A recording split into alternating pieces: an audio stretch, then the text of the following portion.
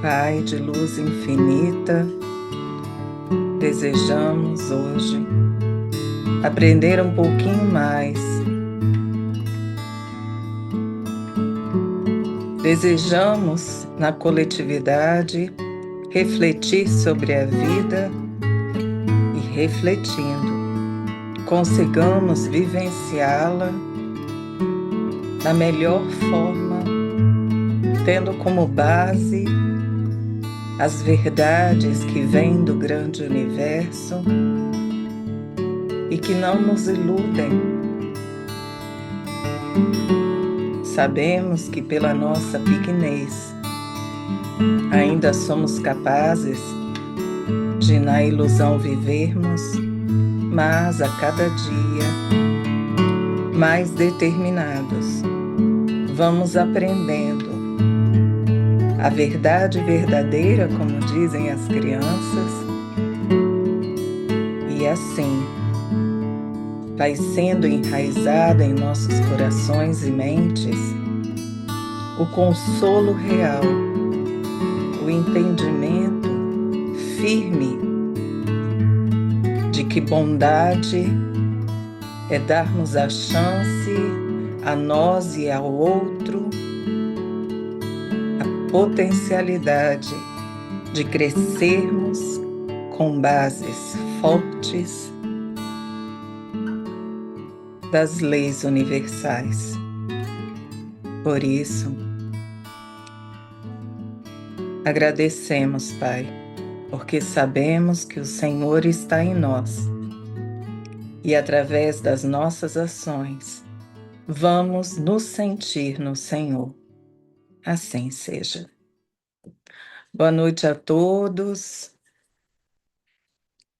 Agradeço a todos por estarem aqui hoje, né? É uma sexta-feira, às vezes alguns cansados, mas este momento em que estivermos aqui juntos, com certeza vamos descansar e vamos aprender um pouquinho mais, né, sobre as verdades espirituais, sobre aquilo que a espiritualidade ela vive tentando nos repassar para que esta existência ela seja mais proveitosa possível diante das nossas escolhas em buscarmos a reflexão, em buscarmos o nosso próprio acolhimento diante das nossas vivências.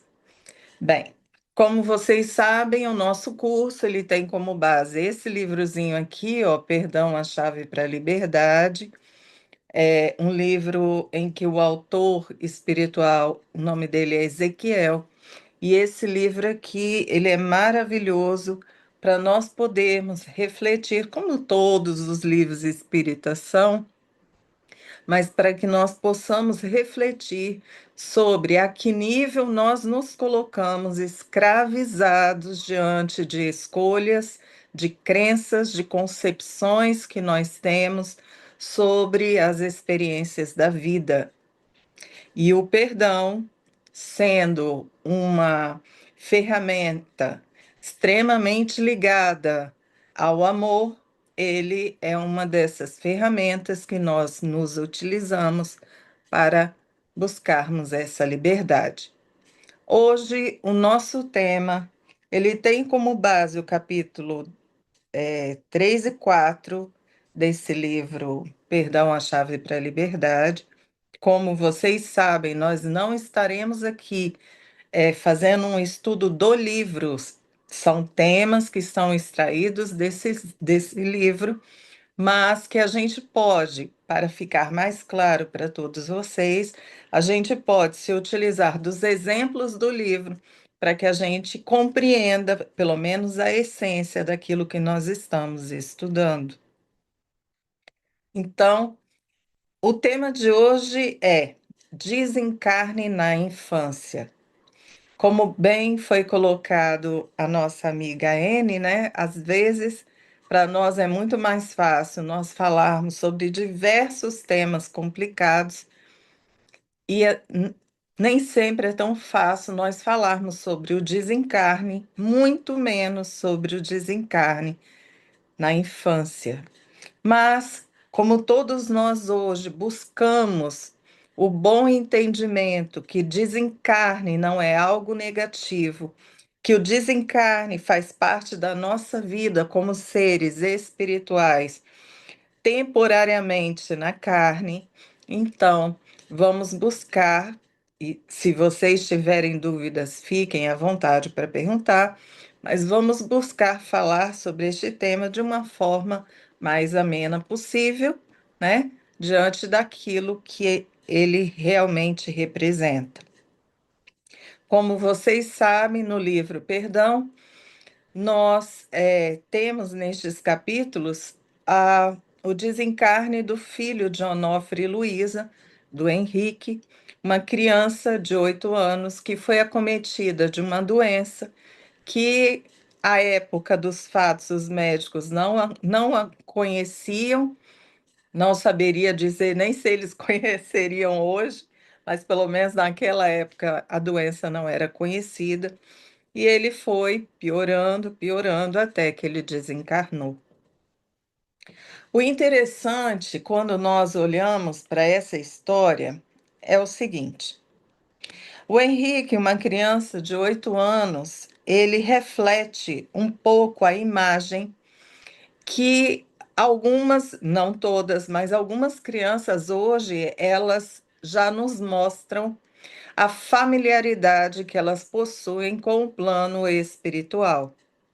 Henrique, desde cedo, ele falava sobre o plano espiritual, sobre o plano imaterial, de uma forma muito natural. Ele falava sobre a vida espiritual como se fosse algo que não houvesse necessidade nenhuma de se temer, que não houvesse uma necessidade dos pais ficarem intranquilos em razão dele necessitar ir, sair do corpo material e se desprender e ir para o plano do espírito. A infância de hoje, em que as crianças realmente elas olham para as coisas da vida e elas veem com muita naturalidade aquilo que para nós mais velhos e não tão depurados na nossa forma de enxergar ou de pensar, elas nos chocam a forma natural em que elas é, olham para a vida e veem com facilidade a atuação de Deus, com facilidade a criação divina, e elas, enquanto criança, não vou dizer depois de adultos, mas enquanto crianças, respeitam essa mesma criação. Por que que eu estou fazendo essa ressalva aqui? Porque todos vocês sabem que a criança é um ser muito moldável e em muitas que já passaram pela nossa vida, nós vimos crianças que elas eram extremamente amorosas, extremamente respeitosas e depois, quando cresceram, em razão da influência que elas tiveram, deixaram fluir aquilo que já existia nelas, mas que poderia ter sido moldado de uma forma diferente, e elas acabam não permanecendo com essas mesmas propostas em que elas abraçaram enquanto na infância. Quero esclarecer a vocês uma coisa, por favor. O que eu estou querendo colocar aqui é o seguinte: todos somos espíritos milenares, temos em nós aquilo que nós já construímos em todas essas vivências, e é claro que se eu já construí algo muito bom em mim, não será pelo comportamento alheio que eu perderei este algo tão bom em mim. Concordam? Então, se eu já construí isso, já está em mim. eu não vou perder isso em razão de um pai, de uma mãe, de uma irmã, de amigos, não. Mas eu posso dizer que muitos de nós, quando reencarnamos, chegamos no planeta com propostas de nós nos modificarmos, essas propostas, elas ainda estão frescas no nosso inconsciente e nós buscamos essa mudança. Com o passar do tempo, dependendo daquilo que nós formos vivenciando, pelo nosso livre-arbítrio, nós nos daremos condições ou faremos a escolha de qual caminho nós resolveremos seguir. Tudo bem? O quanto é difícil para nós, enquanto estamos na matéria, encararmos o desencarne de uma criança. O que nos faz sentir tanto o desencarne de uma criança? Se vocês observarem, não precisa ser uma criança das nossas relações, não precisa ser uma criança que nós conhecemos ou conhecemos familiares. Uma criança que ela sofre algo que promove o seu desencarne, ele normalmente leva ao ser humano que tem o conhecimento dessa situação, leva ao ser humano um pesar. Mas se nós somos espíritos e nós estamos na Terra temporariamente, por que este pesar em nosso coração? Bem, da mesma forma que quando nós estamos no plano espiritual e a gente vai voltar para o plano material, a gente meio que tem aquele friozinho na barriga, a gente meio que sofre, por quê? Porque a gente teme algumas experiências que serão novas para nós a partir daquele momento. Tememos cair, né, nos nossos erros, nas nossas dificuldades. A gente também teme o retorno para o plano espiritual. Pelo menos isso é o que nos leva a temer o desencarne como uma das circunstâncias, porque para que nós não abandonássemos essa experiência na matéria, o pai, ele resolveu criar aquela leizinha que fala sobre a lei da sobrevivência, não é? Lei da conservação, e aí a gente tem um certo temor de nós abandonarmos, seja de um lado, seja do outro lado, dos dois planos da vida, a gente quer continuar onde a gente está. Isso é um fato. Mas, quando nós pensamos na criança, nós sempre temos aquela noção de que nós não estamos preparados para o enfrentamento dessa experiência. Por quê? É igual quando a gente fala o seguinte: nossa, o filho foi antes do pai. Quando a gente pensa que o pai vai antes, isso é natural para nós, mas quando a gente pensa ao contrário, parece que isso está fora daquilo que seria o natural, o aceitável para cada um de nós. Isso é uma das coisas que pega no nosso coração quando a gente vê uma criança que vai antes, entre aspas, antes do tempo. Ainda existe um outro pormenor. Quando uma criança ela acaba indo antes, né? Esse antes de novo, entre aspas, nós sempre teremos a ideia de que não fizemos o suficiente para podermos protegê-la. Por quê?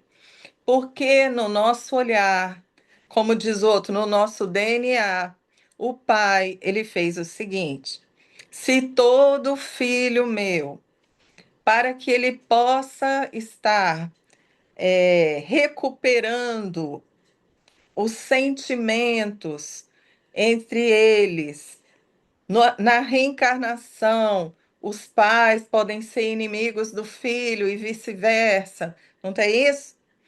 Então, o Pai fez o quê? Para que a gente pudesse ter uma aceitação melhor, maior daquele que já foi nosso inimigo.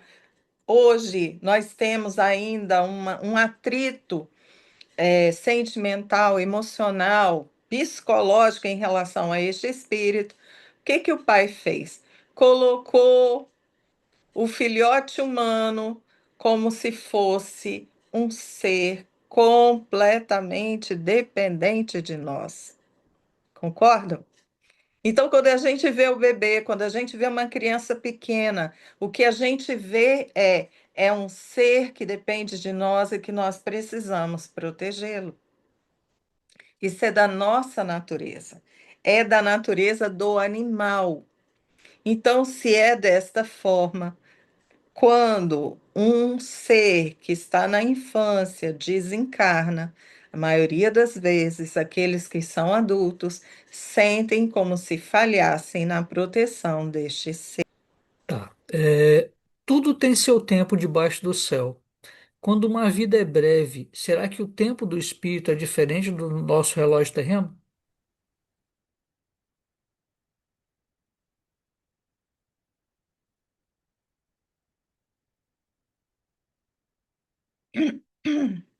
Eu não sei exatamente o que a pessoa quis perguntar, mas eu vou dar uma resposta. Se não for isso, ela pode refazer a pergunta, tá bom?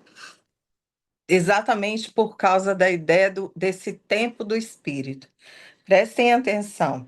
O tempo no plano espiritual é diferente do tempo do plano material, isso é um fato.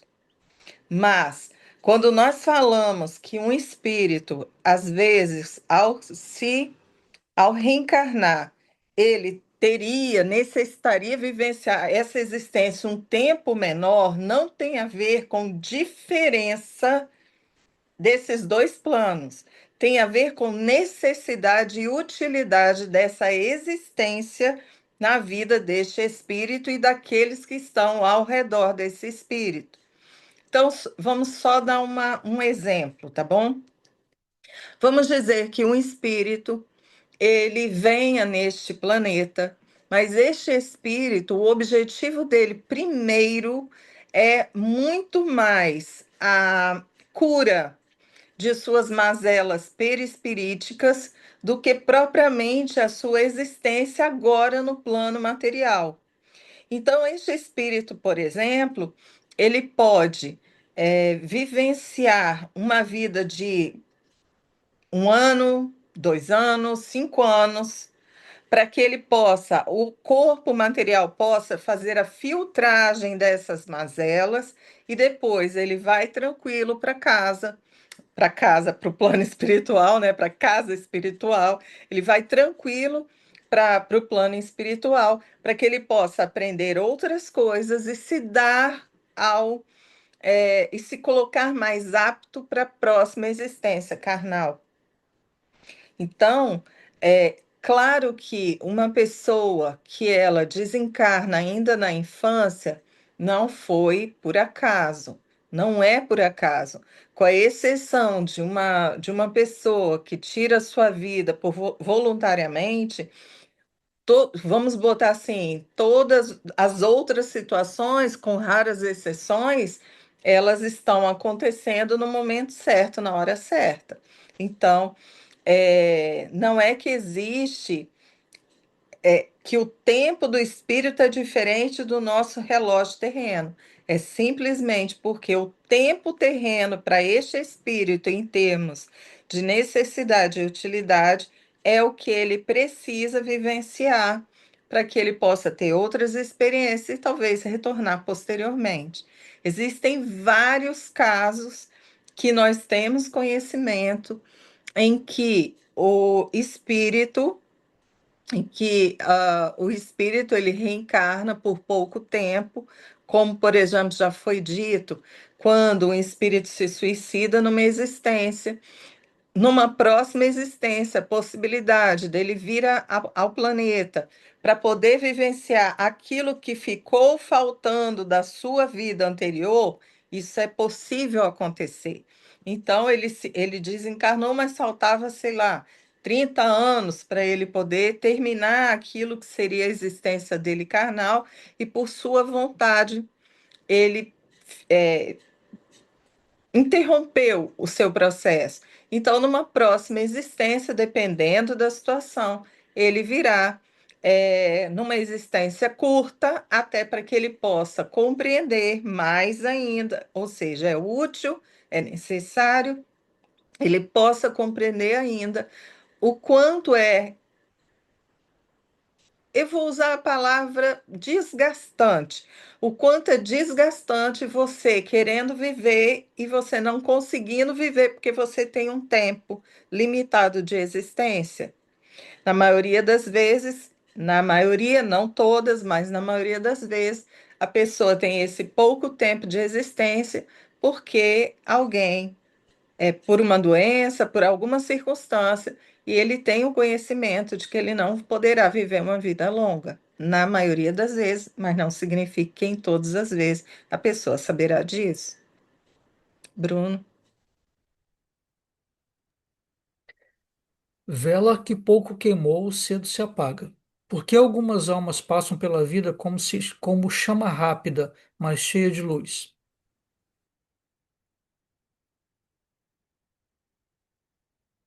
nunca ouvi essa expressão. Vela que pouco queimou, cedo se apaga.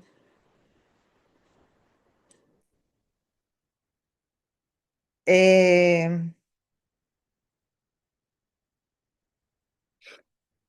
se eu não me engano, tem pouco tempo, poucos meses mesmo, 1, 2, 3 meses no máximo. Teve um rapazinho de 15 anos, italiano, que ele foi santificado. Eu agora não me lembro o nome dele, Miguel, era um Carlos, nome, Carlos Ca- Acuti. Carlos, né? Isso. Exato. É, ele foi santificado, né? Então, vamos falar um pouquinho sobre isso diante dessa pergunta que foi maravilhosa. Ele veio à Terra. Ele vivenciou o que precisava vivenciar, exemplificou o que precisava exemplificar e ele foi embora. 15 anos. Muito pouco tempo, né? Vamos e convenhamos. Muito pouco tempo. Ele foi um espírito que veio à Terra para se tornar santo? Não. Ele veio à Terra para dar um exemplo. Tornar santo poderia até estar no seu planejamento reencarnatório, mas será que seria necessário? Talvez não. Vamos botar o exemplo de Chico? Vamos botar o exemplo de Bezerra? Não se tornaram santos, mas são exemplo para muitos. O que eu quero dizer, e aqui entendo, eu não estou criticando muito antes, pelo contrário, porque cada um ele está exatamente onde precisava estar. Mas o que eu quero dizer é que às vezes nós, um espírito de luz que vem à Terra ficar pouco tempo, faz com que ele tenha muito mais é, impacto na vida das pessoas do que se ele vivesse, só fosse embora mais tarde. Este espírito, com o pouco tempo de vida que ele teve, ele fez tudo o que precisava para levar as pessoas que acreditam neste bom coração dele a busca do seu exemplo. Então, quando a gente fala que algumas almas elas passam pela vida, né, cheia de luz, mas vão embora rápido, se nós formos pensar muito, mas muito profundamente, Jesus foi embora rápido. Ele só tinha 33 anos. Ele foi embora rápido. Agora, existem outros que foram mais velhos, vivenciaram uma vida toda de muita dificuldade, souberam ser exemplo e foram embora mais velhos. Vocês observam como cada um tem a sua função dentro de uma vivência neste plano da matéria? Então, se você pega uma criança, um adolescente que desencarnou, mas deixou tanta coisa para que as pessoas pudessem refletir, esse ser, ele com certeza teve muito mais impacto do que muita gente mais velha que fez um trabalho lindo enquanto era criança, mas cresceu, seguiu um caminho diferente e foi esquecido por muitos. Vocês entendem o que eu quero falar? Então, vou só dar um outro exemplo. Existe uma criança, se eu não me engano, ou ela era inglesa ou ela era norte-americana, eu não sei.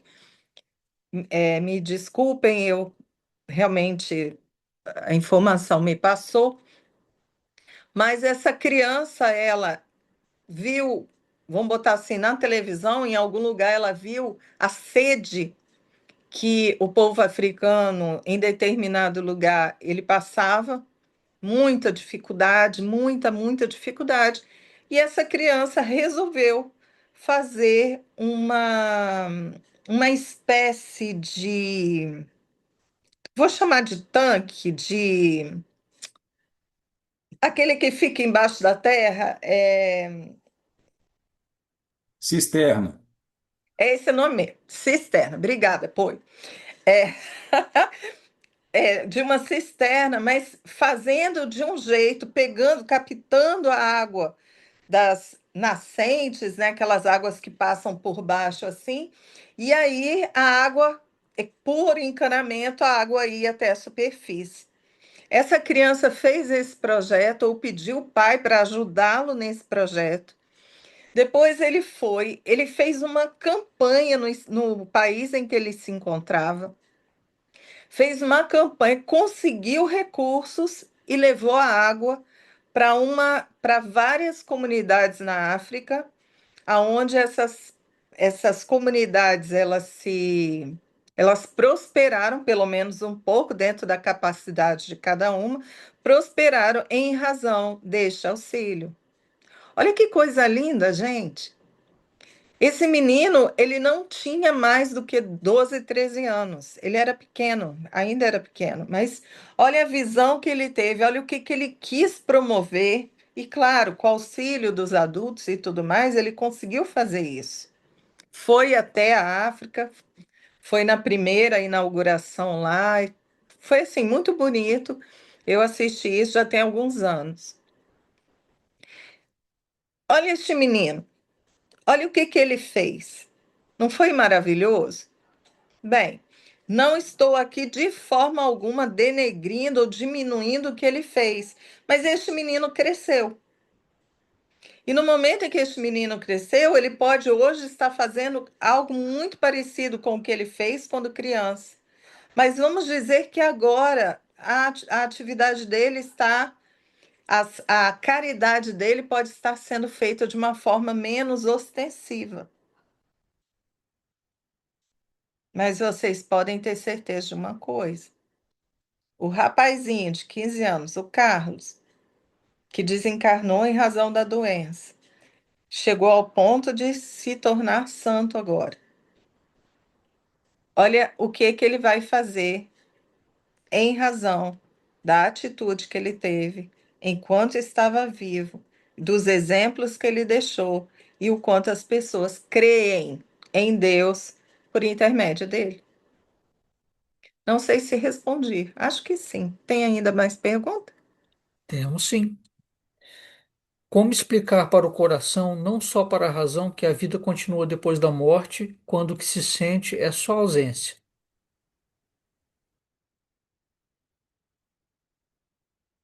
Eu, eu compreendo a essência da pergunta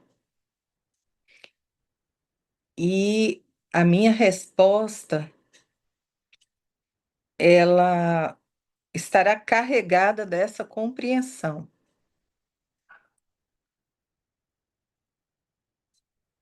Quando alguém que nós muito amamos precisa se afastar de nós, é um impacto tremendo. E às vezes a pessoa ela não precisa desencarnar. Hoje, por exemplo, existe muitas famílias que elas se separam, não por brigas, nada disso, mas pura e simplesmente porque os filhos vão para outro país. Então, há uma separação física, de muitas famílias, o que antes não era tanto, não era tão frequente. Então, existe uma dor muito profunda em nós quando nós vivenciamos essa separação. E essa separação, ela é extremamente necessária para todos nós, extremamente necessária para todos nós a vivenciarmos. E eu vou explicar por quê.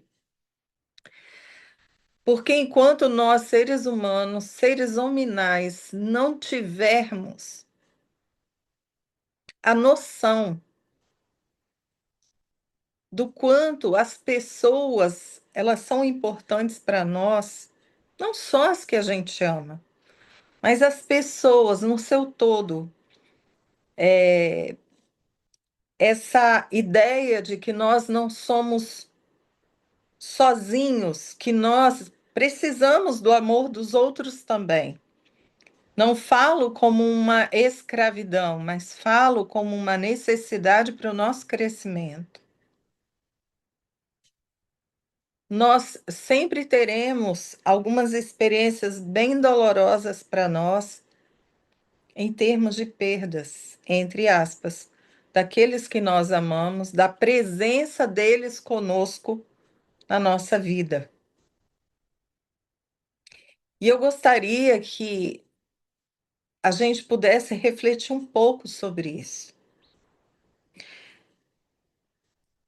Eu sei que essa dor, a dor do luto, a dor da saudade, ela chegará num momento em que vivenciarmos experiências como essa,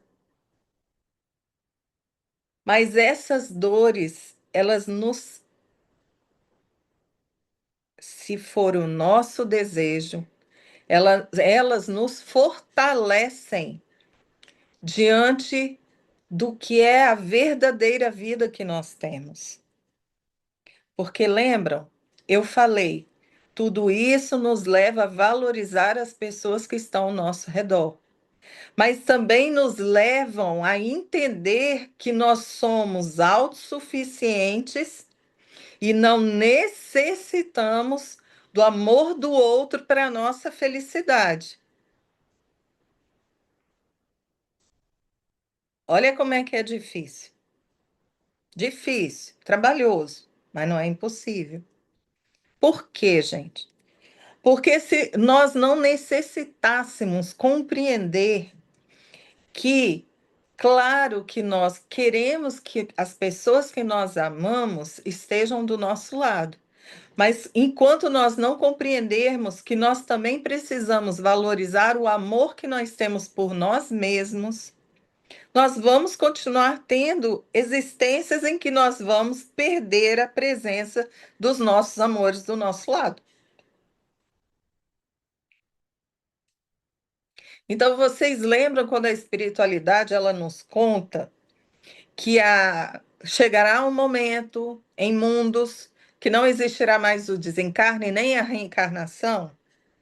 Lembram disso? Que eles falam isso? É por isso. Por quê? Porque não haverá mais a necessidade de nós nos afastarmos, termos essa sensação de perda, porque nós já teremos a consciência da presença dos nossos amores conosco, mesmo que seja de longe. Nós teremos um aprendizado sobre a valorização dessas pessoas na nossa vida já imbuídas em nós. Percebem? Então, quando a gente fala que a gente sente só a ausência, E esse sentimento, ele é doloroso, ele é profundo, ele é trabalhoso de ser superado, é real. Isso não é frescura, não é. Mas como todo sentimento que nós temos é um sentimento que nós podemos trabalhá-lo e não alimentá-lo sobremaneira para ele não nos fazer sofrer mais do que a gente precisaria. Me desculpe a minha resposta, mas ela também é real. Então, o que que nós não conseguimos evitar de sentir? São as emoções, lembra? Mas a partir da emoção que brotou, todo o sentimento que advir dela está no meu controle. Então, quando eu falo de uma saudade insuportável, quando eu falo da ideia de que é, é muito difícil viver a vida sem os nossos amores, o que eu estou falando é que nós podemos trabalhar os nossos sentimentos para que a gente os coloque no nível do suportável. De novo, é trabalhoso, não é fácil, mas nós podemos.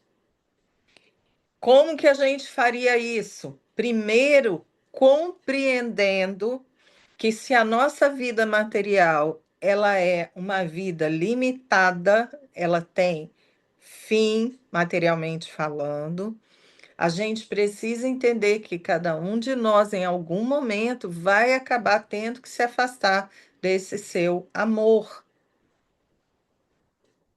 seja ele adulto ou infantil, ou uma criança.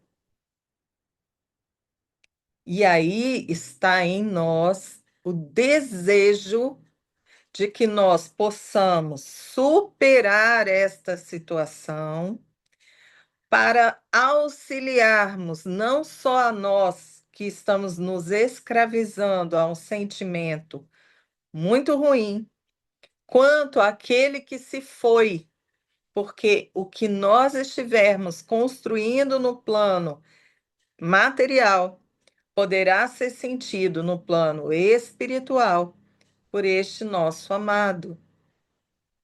E lembrem-se, olha como é ruim a gente pensar o seguinte: meu Deus, em razão de eu ter desencarnado, voluntariamente ou não, olha como eu estou fazendo os meus familiares sofrerem.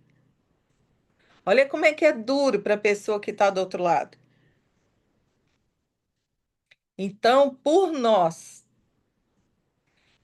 pela pessoa que se foi, a gente precisa trabalhar em nós essas sensações, esses sentimentos, que se a gente não os alimentá-los,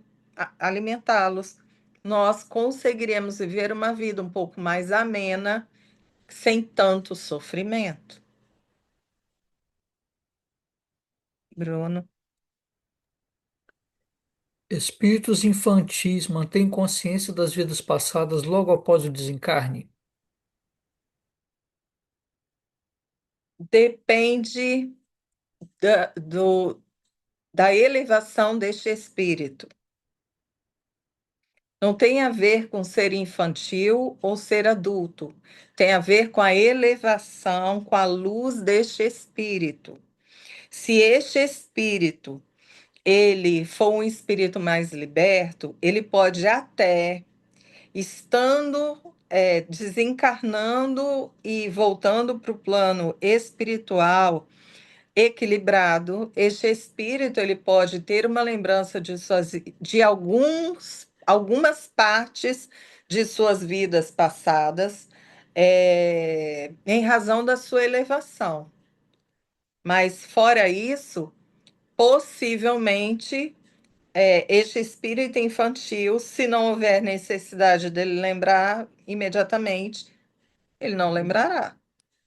Ele estará muito mais voltado para a sua última existência, né? Seu pai, sua mãe, seus familiares, sua vida enquanto criança, do que pensando numa outra vida. Bruno? Só voltando um pouco na pergunta anterior, Adriana, Hum, tem uma outra pergunta sim, em relação ao que uhum. você falou. Se eu entendi isso que você explicou, significa que a nossa existência, o nosso valor e a nossa capacidade de ser feliz não dependem exclusivamente de outra pessoa?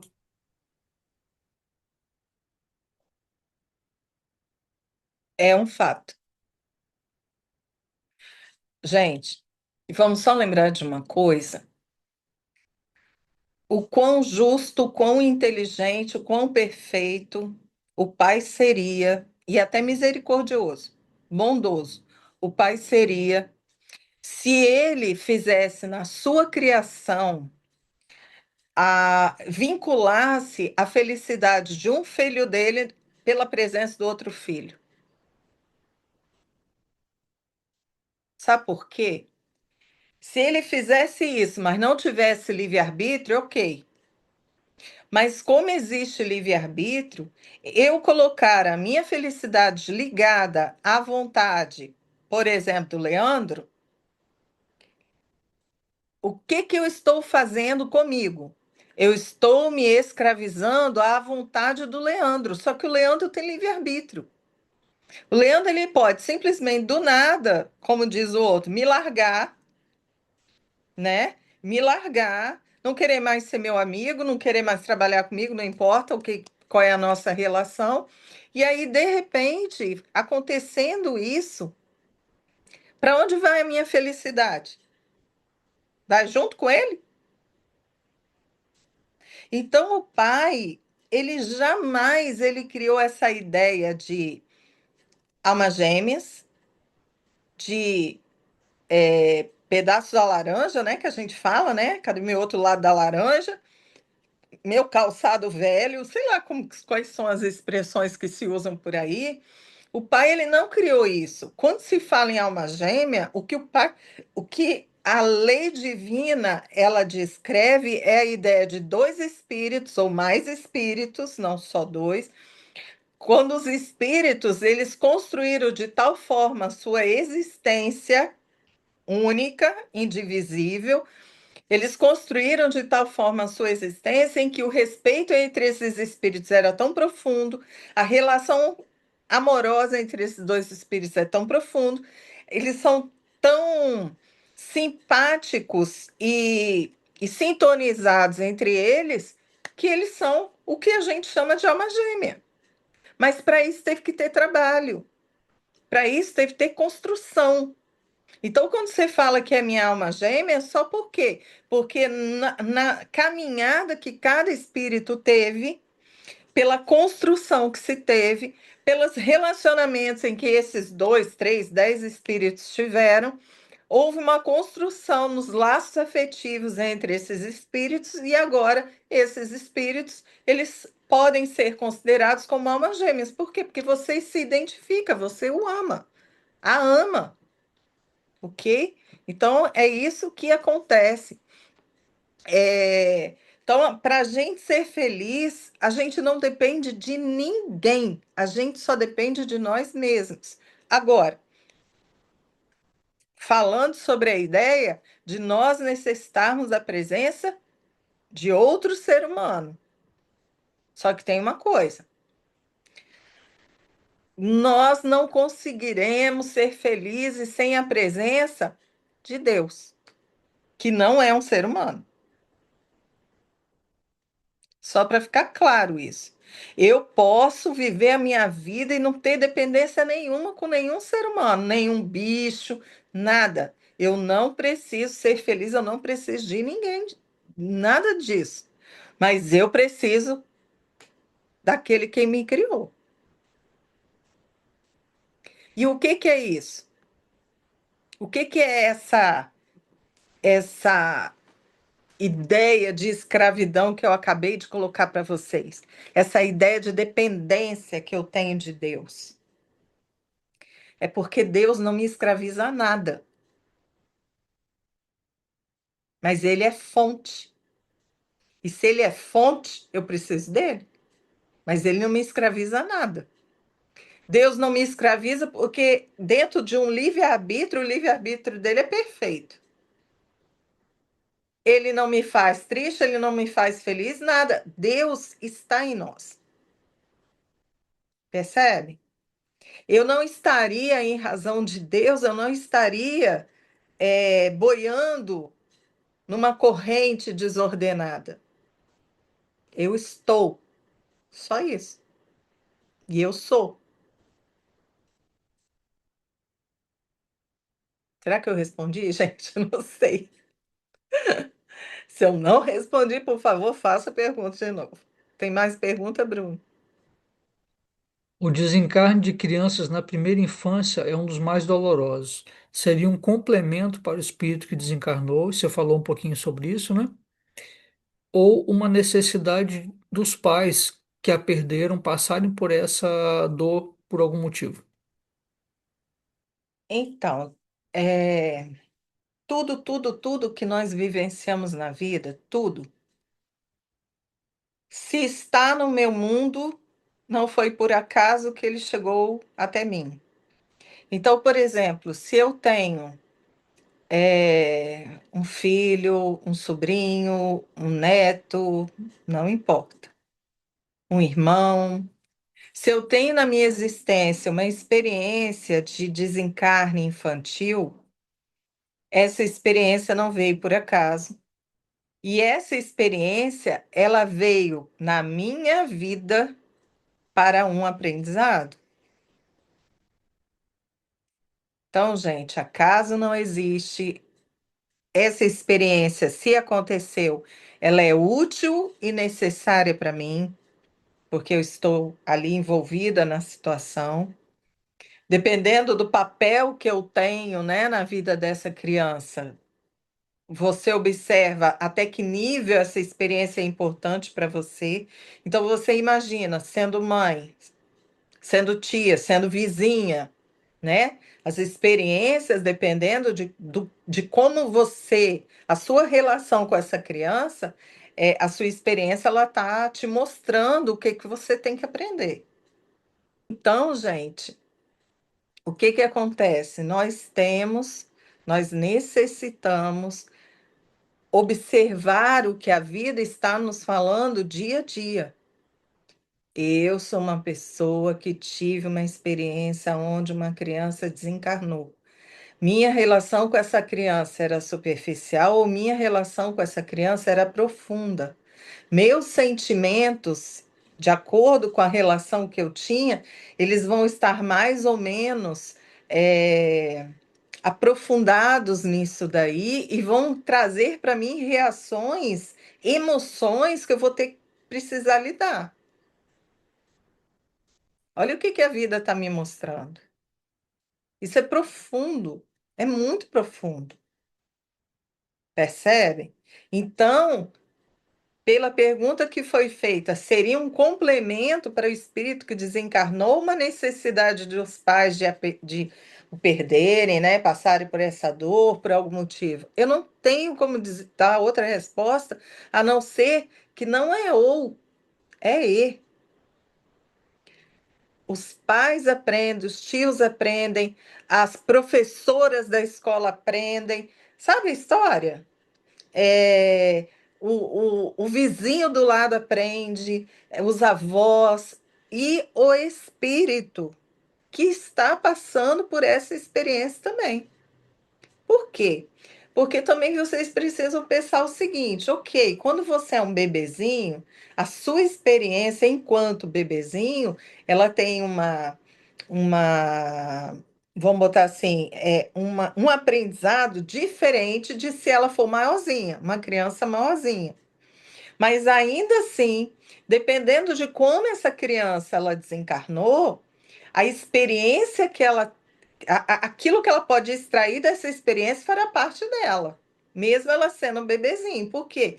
Porque ela vai para o plano espiritual como um bebezinho, mas ela vai crescer, né? Ela vai, perispiritualmente, ela vai se tornar uma criança ou um adulto no plano espiritual, para ela poder, no tempo que ela estiver no plano espiritual, ela poder estar ativa no seu processo de aprendizado.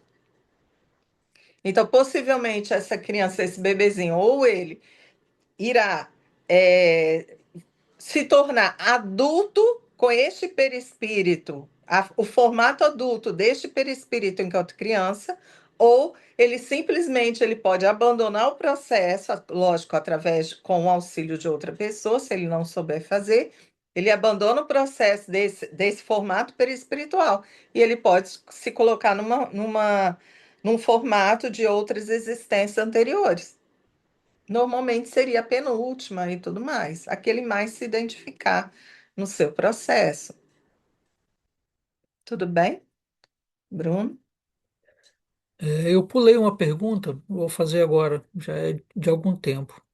Se todos somos espíritos milenares, como você colocou, e trazemos conosco toda a nossa construção moral, qual é então o verdadeiro risco de uma influência negativa externa, como o mau exemplo dos pais, sobre um espírito que já construiu o algo bom em si? O que ele pode perder de fato, se essa construção já está no seu íntimo? Perder nada. A gente não perde nada, a gente só vai absorvendo as experiências, vai aprendendo, vai incorporando os aprendizados em nós e nós vamos vivendo. Então, assim, dizer que você perde alguma coisa, eu não vou usar muito essa expressão, não. Quando a gente fala sobre risco, né, que foi colocado aqui, risco de uma influência negativa externa, a gente precisa lembrar de uma coisa, só para reforçar: nós nunca evoluímos, nunca. Aquilo que eu aprendi, aquilo ficará em mim. Eu não evoluo nunca. Só que tem uma coisa, por exemplo, quantas vezes a gente já teve crianças que são boníssimas, boníssimas, boníssimas, e de repente, na hora que se tornam adolescentes, o negócio vira, como diz o outro, vira o cabeção, né? O pessoal fala, e a criança se perde. Criança não, o adolescente se perde. O que que significa isso? Significa que ela evoluiu? Ela era muito boa e de repente agora não é mais? Não. Só significa que enquanto criança ela estava muito mais maleável para o aprendizado dela dos ensinamentos que os seus pais poderiam ou deram para ela. Ela estava muito mais acessível a essa moldagem e que, enquanto espírito, talvez trazendo a sua proposta de mudança, enquanto criança, ele tentou ali, né? Porque lembra que o espírito, em determinado, nesse período, hoje, a gente falava antes 7 anos, agora hoje já está lá pelos 5 anos, né? Até os 5 anos ela é bastante moldada, pode ser bastante moldada pelos pais. E essa criança, de repente, esse espírito, ele teve as suas experiências, por escolha resolveu se rebelar de novo, resolveu se revoltar, aquilo que fala sobre as influências negativas, e aí essa criança cresce, como adolescente fica mais rebelde, e aí vai depender de todas as escolhas que ele fizer para que ele possa cumprir com a sua programação divina ou não. Então, o que acontece? Se eu sempre me coloquei paciente diante das experiências, e aí, de repente, quando eu estou lá na adolescência ou adulta, acontece determinada coisa e toda a minha paciência vai pelo ralo, é porque eu evoluí? Não. Foi pura e simplesmente que as experiências que eu tive até aquele momento, elas não foram suficientes para que eu, de novo, usando a mesma expressão, virasse o cabeção, né, para que eu simplesmente me revoltasse completamente e aí eu chutasse o balde e aí eu resolvesse deixar a minha impaciência se fazer presente. Entendem, gente? Então, aquilo que eu sou, eu posso, em muitos momentos, não me colocar, não, como é que eu vou falar? Eu posso não me manifestar com muitas com muitas das minhas personalidades, vamos colocar assim. Por quê? Porque eu não tive as experiências que realmente me levariam a eu poder perder a minha paciência, eu poder perder a minha tolerância e tudo mais. Sempre fui tolerante, por quê? Porque as experiências não eram não atingiam as minhas dificuldades efetivas, e aí eu fui me manifestando para as pessoas que estavam ao meu redor de uma forma. Só que a vida, ela não está aqui para ela ficar passando a mão na minha cabeça. A vida, ela está na minha vida para que eu possa ser testada. A vida está sempre trabalhando para que eu possa me enxergar como eu realmente estou e sou. Então, o que que a vida faz? Vai chegar um momento, né, daquele momento que eu tô lá achando que eu tô assim super avançada, super elevada, uma pessoa paciente, tolerante e tudo mais. Aí, de repente, vem as experiências me trazendo uma circunstância que eu não tolero, que eu não admito, que eu acho um absurdo, e aquilo vai, como diz outro, vai me afogando, e aí, de repente, eu começo a me manifestar efetivamente como eu sou. Ah, é para o Bruno descobrir que eu sou assim? Ah, é para o Leonardo descobrir que eu sou assim? Não, gente, é para que eu possa enxergar em mim aquilo que eu ainda preciso trabalhar em mim. Eu preciso descobrir isso em mim. Porque senão eu vou viver uma vida de 100 anos achando que eu sou paciente e eu não sou para tudo ainda que existe. Eu sou paciente para algumas coisas, por quê? Porque diante das experiências que eu tive na minha vida, e aí eu falo da vida dessa vida toda que nós temos, nas vidas anteriores, eu já consegui lidar com muitas situações, mas eu ainda não consigo lidar com todas as situações e algumas situações ainda me fazem perder a compostura diante daquilo que ele traz para mim, ele agride meus interesses, ele agride os meus valores e eu acabo me manifestando como eu realmente sou. Deixa eu ver se eu esqueci alguma coisa. Então, quando a gente fala sobre o risco de uma influência negativa externa, o que eu posso dizer para vocês é que essas influências que chegaram na minha vida, ou eu cheguei na vida delas, elas estão na minha vida para um aprendizado mútuo de mim para com elas e delas para comigo. Então, não existe acaso nisso, ok? Lembrando que tanto os pais, como os filhos, como os amigos, todos nós temos a intenção de fazer o melhor quando a gente vem reencarnar. A gente não sai lá de cima, como diz vocês, né, lá em cima. A gente não sai do plano espiritual dizendo assim: ah, eu vou atazanar a vida do Bruno. Meu objetivo é atazanar a vida do Bruno, né? Eu não vim com esse objetivo, ao contrário, eu falei assim, lá com o meu instrutor, eu falei assim: você tem certeza que com 50 anos eu vou ter que encontrar o Bruno? Mas se você diz que eu vou encontrar o Bruno, nós vamos dar o nosso melhor, a gente vai sair mais unidos do que nós é. Mas a pergunta foi objetiva. Tem certeza que eu tenho que encontrar o Bruno, meu Deus do céu? Ok? Então a gente pode ser honesto, a gente pode às vezes temer as reações que a gente pode ter, né, em razão de alguns amigos que a gente tem por aí, mas nosso objetivo é a gente poder vencer, superar as nossas dificuldades sempre. Sobre um espírito que já construiu algo bom em si. Se já construiu algo bom, significa que este espírito ele já tem algo que lhe dará suporte para que ele possa vivenciar todas as experiências dele, que virão segundo a necessidade e utilidade desse espírito e das pessoas que estão ao redor dele. Vai haver aprendizado de ambas as partes, daquilo que é bom de um lado, daquilo que é bom do outro, daquilo que não é tão bom de um lado, daquilo que não é tão bom de outro. tudo servirá como fonte de aprendizado. O que ele pode perder, de fato, se essa construção já está em seu íntimo? Como eu disse, nada. A gente não perde aquilo que a gente efetivamente já construiu. O que a gente faz normalmente é colocar em prova aquilo que a gente já começou a construir em nós, mas não está ainda cimentado em nosso ser. Então, ainda temos muita coisa para testar, para a gente poder ver até onde a gente já conseguiu construir essas virtudes em nós.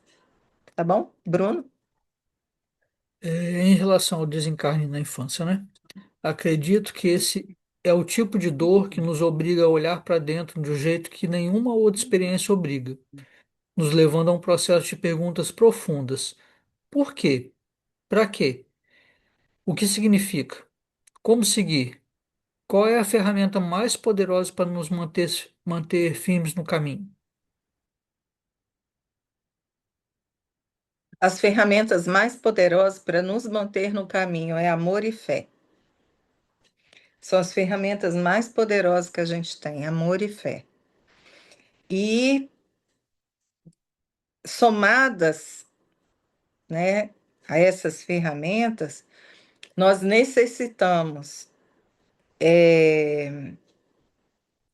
continuar buscando entendimento sobre aquilo, o que que representa essa vida para nós.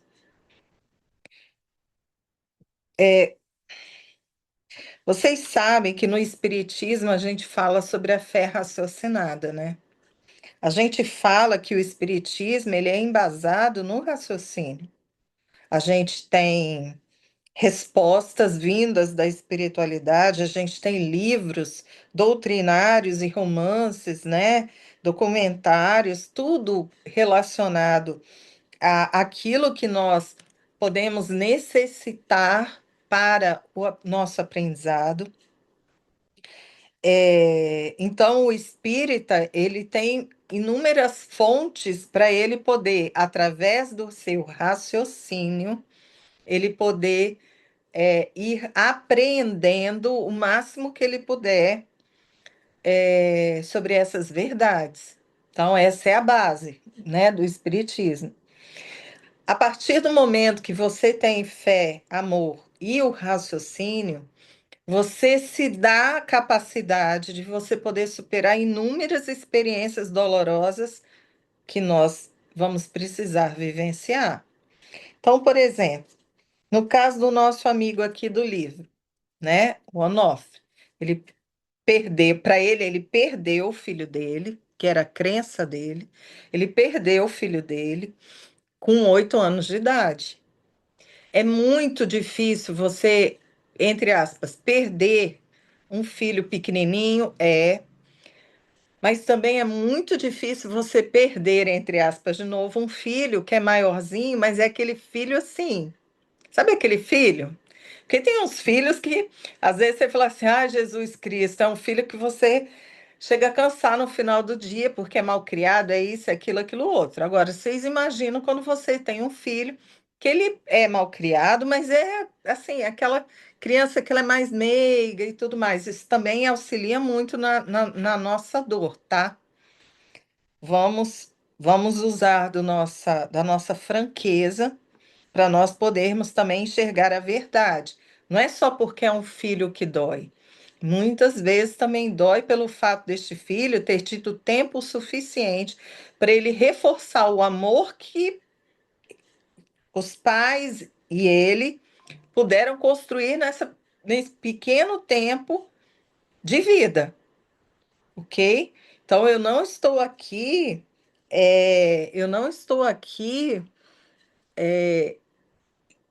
enaltecendo o sentimento paterno e materno e filial. Não estou, muito antes pelo contrário, o que eu estou tentando falar aqui com vocês é tentar colocar as coisas quase que numa mesmo caldeirão. O que eu estou tentando falar com vocês é o seguinte, gente, o amor de pai e mãe é algo divino, é algo divino. Mas o amor, ele precisa, para que ele se mantenha o mais íntegro possível, este amor, ele precisa ser mantido. E para ele ser mantido, você precisa agir. Agir em que sentido? Você precisa agir com o verbo amar, ou seja, para que eu continue amando os meus filhos de uma forma mais pura possível, tanto eu quanto os meus filhos precisamos agir no amor, amar e fazer com que este amor ele seja o mais é difícil a gente usar palavras tipo puro, porque nós ainda estamos no momento evolutivo que amar puramente para nós é difícil, né? Nós ainda não sabemos fazer isso. Mas o que eu quero dizer é, quanto mais houver a ação amar num relacionamento, mais o amor, os laços afetivos nossos, eles se fortalecem. Percebe o que eu quero dizer? Então, quando nós estamos falando sobre que um filho, às vezes pequenininho, é uma dor insuportável, e mais do que um filho maior, nem sempre é assim. Às vezes, um filho maiorzinho, de 8 anos, por exemplo, depois dele ter demonstrado, dele ter cativado os seus pais de uma forma profunda, imagina o nível de lembranças que esses pais têm que podem ser utilizados para que eles sofram no decorrer da vida encarnada deles. Eu não sei se eu estou conseguindo me fazer compreender para vocês, mas o que eu estou tentando explicar é o seguinte: o que te faz muitas vezes você sofrer com a ausência de um ser amado seu? Na maioria das vezes são as lembranças.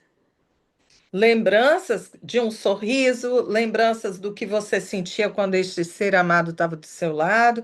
Tudo isso faz com que você possa sofrer mais ou menos. Se é desta forma, às vezes uma criança menorzinha, ela pode não trazer para os pais tanta lembrança boa quanto uma criança maiorzinha. É isso que eu estou falando.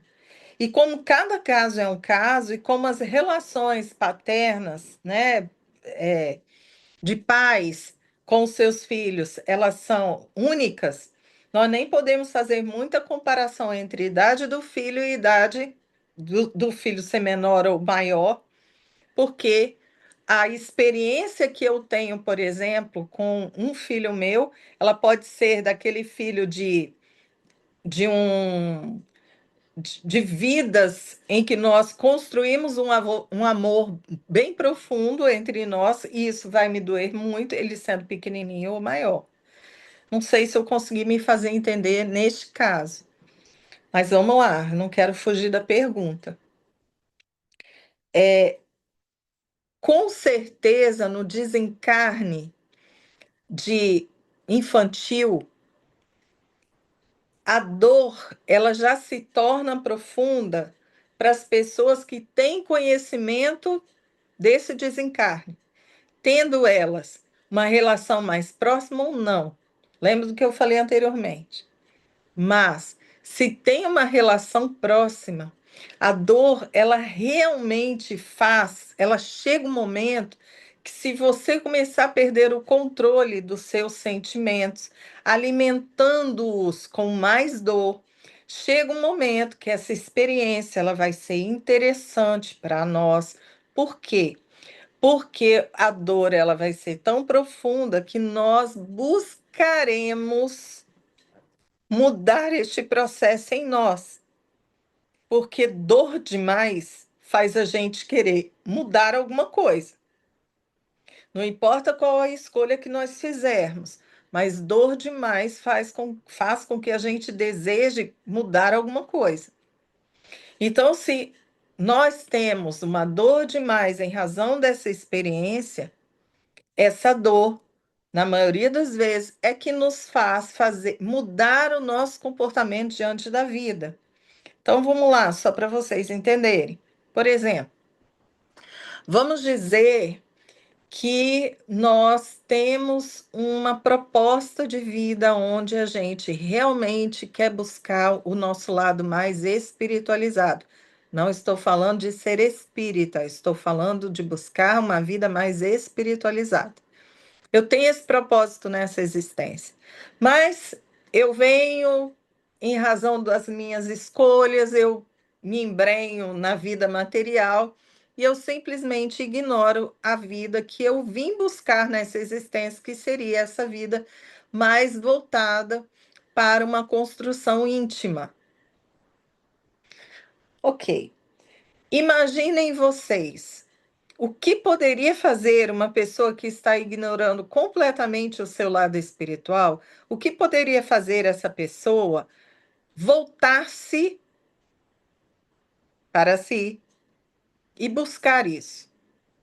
Se vocês observarem, muitas vezes, antes de acontecer uma fatalidade como essa, e eu não estou falando de fatalidade como se isso aconteceu para que eu pudesse mudar, não é isso.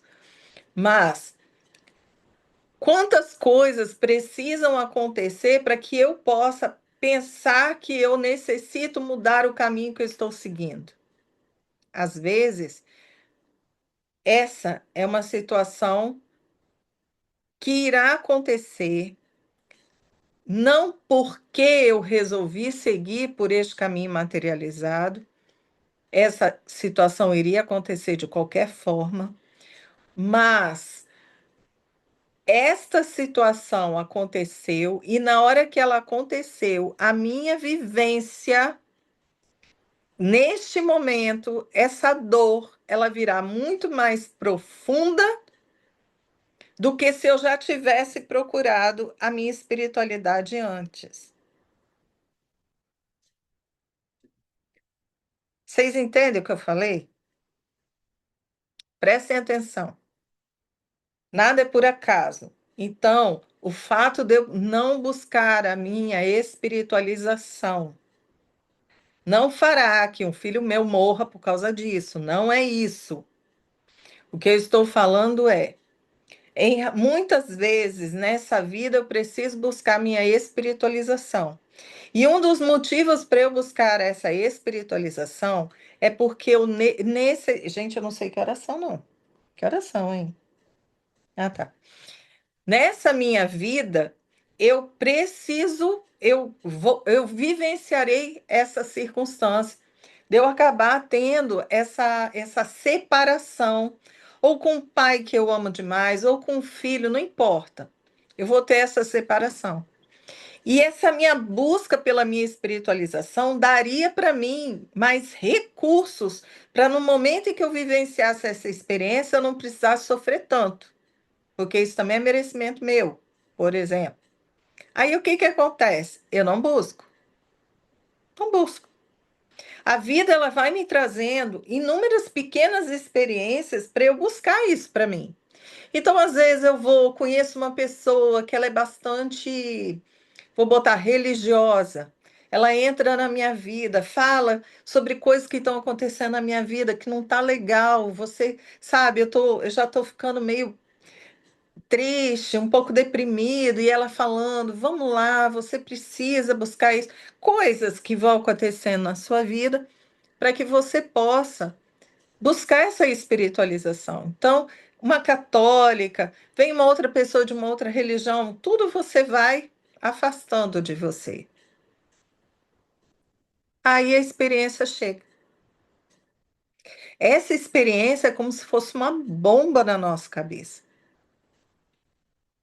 Se nós não estamos trabalhando a nossa espiritualização, de novo, não estou falando de ser espírita, estou falando de espiritualização, fé e amor na minha vida. Se eu não estou trabalhando a minha espiritualização, na hora que chega o desencarne, é uma bomba. Dói muito. E aí, eu vou vivenciar, eu vou ter ter assim, eu vou necessitar trabalhar tudo de uma vez. Eu não trabalhei, chegou essa bomba, eu fiquei sem chão. E aí, nessa hora que você começa, você fica sem chão, você também faz o quê? Você precisa de algo que possa te consolar. E aí, de novo, a vida vem trazendo várias pessoas, dando para você chance de você buscar alguma coisa. E essa chance, quando você abraça e você busca a sua espiritualização, não é que você vai parar de sofrer em razão da saudade que você tem, mas você começa a perceber que você vai ter o tempo certo para você poder lidar com essa dor, sem você alimentá-la, sem você se culpar em razão disso, para você poder ficar bem. Entendem? Eu queria colocar só como esclarecimento, quando eu falo de culpa, gente, é que na maioria das vezes as nossas maiores dores em razão de alguém que se foi, é a culpa que nós temos quando a gente olha para trás e a gente acha que a gente não deu o nosso melhor em relação àquela pessoa. E aí eu estou falando de pai, mãe e filho também. Às vezes é um pai e uma mãe que são muito ausentes na vida do filho, o filho adoece, ele se vai, e aí o pai e a mãe a vida inteira ficam num processo de culpa porque acham que não deram o melhor de si. Isso também é algo que precisa ser trabalhado pelas pessoas que ficaram, porque se não puderam dar o melhor, não puderam dar mais, a gente precisa pensar que foi o que a gente conseguiu dar. E que talvez numa experiência futura, com aqueles que ficaram, a gente não precise repetir os mesmos equívocos. Percebe os aprendizados que chegam e como são importantes para nós? Tudo bem? Então, gente, quando nós falamos sobre o desencarne na infância, nós estamos falando sim sobre dores. Nós estamos falando sobre as dores daquelas pessoas que ficaram. Nós podemos estar falando sobre a dor daqueles que se foram. Por quê? Porque, mesmo sendo crianças, às vezes a criança pode sofrer sim, pelo fato de acreditar que aqueles que ficaram estão sofrendo em razão do que ela está vivendo. Então, ela também pode sofrer. Então, existe. Normalmente, quando se fala do desencarne, nós estamos falando sobre trabalharmos crenças que também são milenares, que estão encruadas em nós e que nós precisamos, o quanto antes, as desconstruirmos. Essas crenças que nós possuímos são aquelas crenças que nós precisamos mostrar para o mundo e mostrar para aqueles que se foram o quanto nós sofremos diante do desencarne. Se vocês falarem que não, refresquem suas memórias. Por quê? Porque se eu sou uma pessoa que eu olho para um outro ser humano que teve, por exemplo, um irmão que se foi, e esse ser humano está tranquilo, está feliz no cemitério, se eu olhar para ele e falar, esse aí não ama o seu irmão porque não está sofrendo, significa dizer que eu também preciso sofrer em razão do desencarne de alguém que eu amo. Eu preciso. Por quê? Porque eu acredito que eu só vou demonstrar o meu amor se eu sofrer. Ficou entendido o que eu acabei de falar? Então, nós temos que desconstruir isso. Por quê? Porque no momento em que os nossos amores se forem antes de nós, por exemplo, nós vamos nos obrigar a sofrer. Olha que loucura. De novo, a gente vai sofrer. É normal. A gente vai sentir saudade, e a dor da saudade, ela nos vai fazer chorar. A gente vai ficar com medo. Como vai ser minha vida sem essa pessoa? Então a gente vai chorar. A gente vai chorar de medo. Isso é normal. Mas além de tudo isso, a gente ainda se forçar a chorar porque a gente acredita que a pessoa que está lá no céu, não é assim? Pessoa que está lá na colônia, uma pessoa que está, não importa onde que ela esteja, se ela me vir normal, sem sofrimento, ela não vai gostar, ela vai achar que eu não a amo. E não é assim. Vamos compreender para nós e para as pessoas que nós amamos. Vamos falar isso com elas. Eu não desejaria que você sofresse quando eu me for. Eu vou entender a sua dor de saudade, mas eu não quero que você sofra. Por quê? Porque eu vou sofrer com o seu sofrimento. Porque sou eu que estou te provocando isso. Eu não quero te provocar isso. Isso é um processo natural.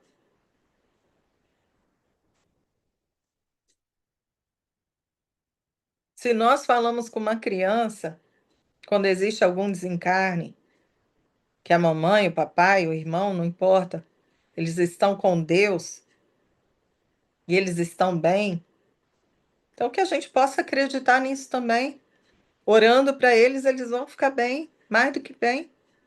No momento certo, na hora certa, eles estarão onde eles precisam estar.